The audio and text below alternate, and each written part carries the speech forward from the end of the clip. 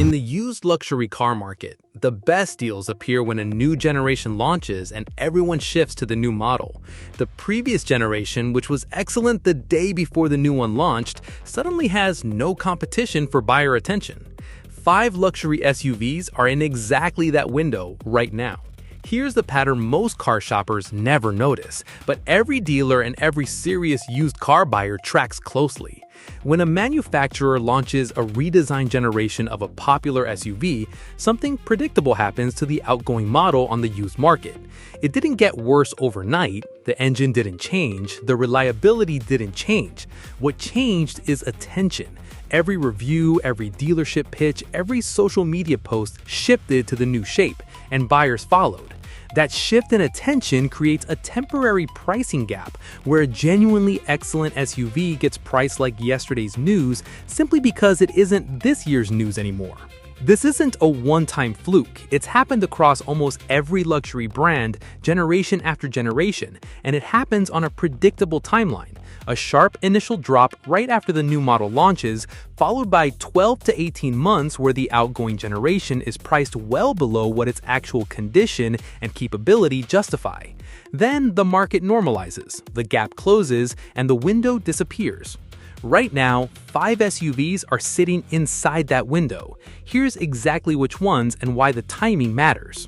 To understand why this keeps happening, it helps to look at how it's played out before. When Mercedes replaced the previous generation GLE with the current one, the outgoing model saw its used value slide meaningfully faster than a typical luxury SUV depreciation curve over the following year and a half. Not because anything about the car changed, but because attention did.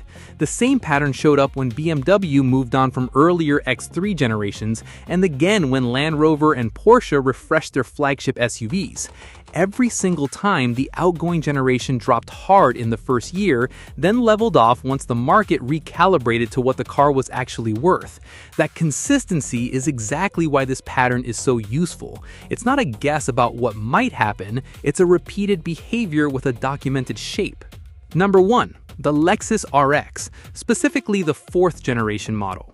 Lexus completely redesigned the RX for the newest generation, moving to updated styling, a new interior layout, and a broader hybrid lineup. The moment that redesign hit showrooms, buyer attention pivoted almost entirely to the new shape, and the outgoing 4th generation RX, despite being one of the most dependable luxury SUVs ever built, started showing up on used listings at a noticeably steeper discount than its actual mechanical condition would suggest. The 6-cylinder and hybrid powertrains carried over from this generation have some of the strongest long-term reliability data in the entire luxury segment, and buyers right now are picking up that same drivetrain for meaningfully less than they would have paid 18 months ago, before the redesign gave them a reason to. What makes the RX specifically worth targeting inside this window is how little actually separates the outgoing generation from the new one in day-to-day ownership. The fundamentals, smooth ride quality, excellent long-term reliability, low ownership costs relative to the segment, carried straight through the redesign, essentially unchanged. Buyers chasing the new shape are effectively paying a premium for styling and a handful of tech upgrades, while buyers who target the outgoing generation get the same core ownership experience Lexus is known for at a price that hasn't caught up to that reality yet. There's a timing detail specific to the RX that's easy to miss.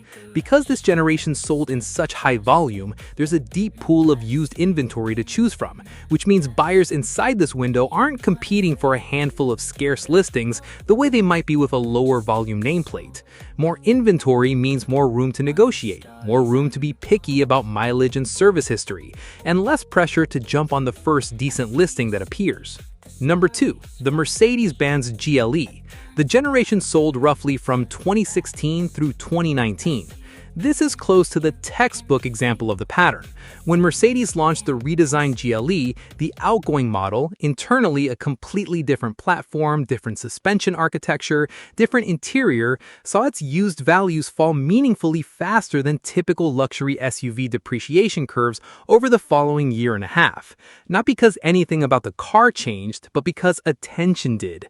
The same pattern showed up when BMW moved on from earlier X3 generations, and again when when Land Rover and Porsche refreshed their flagship SUVs.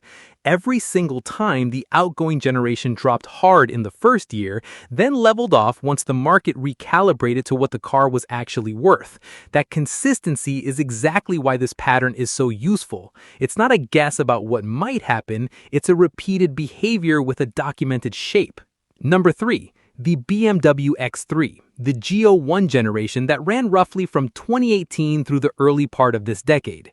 With BMW's redesigned X3 now the one getting the marketing push, the outgoing GLE generation is following the same script every previous X3 generation change has followed. A noticeable value drop in the first year after the new model's launch, driven almost entirely by buyer attention shifting rather than anything mechanical changing on the outgoing cars. The GLE1's turbocharged 4- and 6-cylinder engines and refined chassis tuning represent one of the most mature versions of this platform BMW ever built, and that maturity is now available at a price that reflects last generation's status rather than this generation's actual driving experience. The X3 window is also a useful reminder of something buyers often overlook. BMW's mid-cycle refresh partway through the GLE1's run already addressed a number of the platform's early complaints, meaning the later outgoing generation examples, not just any GLE1, but specifically the last 2 or 3 model years before the redesign, combined the most mature version of the hardware with the steepest post-launch discount. Timing within the outgoing generation matters almost as much as timing the overall window.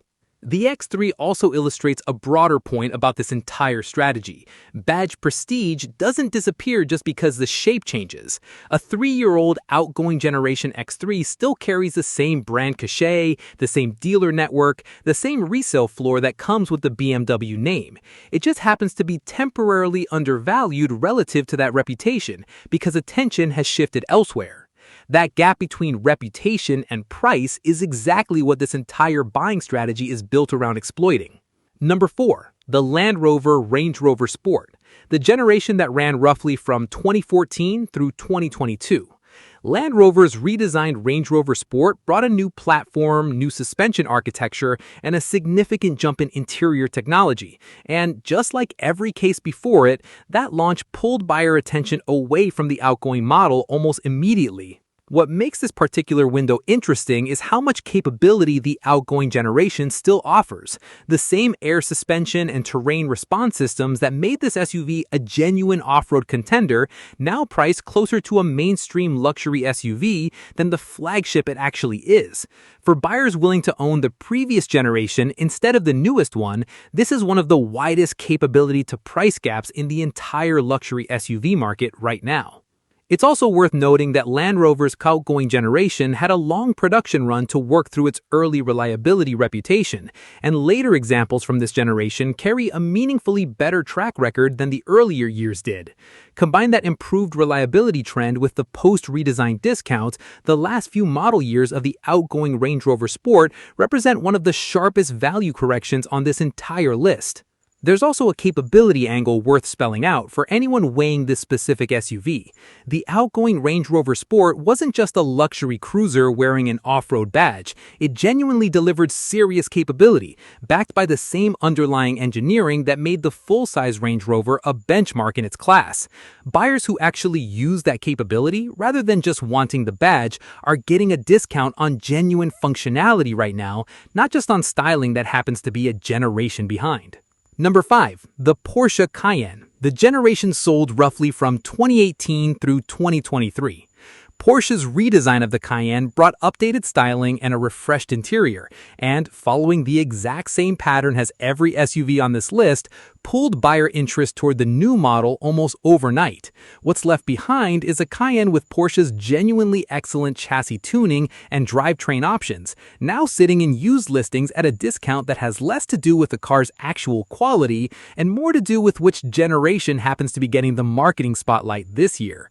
For buyers who care about dynamics over having the newest shape, this is arguably the strongest value play of all 5 SUVs on this list. The Cayenne window carries an extra wrinkle that makes it worth watching closely. Porsche's outgoing generation was updated mid-cycle with a mild hybrid option and interior tech upgrades, meaning the newest examples of the old generation are closer in features to the redesigned model than most outgoing generation SUVs ever get. That narrows the actual ownership gap between old and new even further, while the pricing gap stays wide, exactly the combination that makes a buying window worth acting on.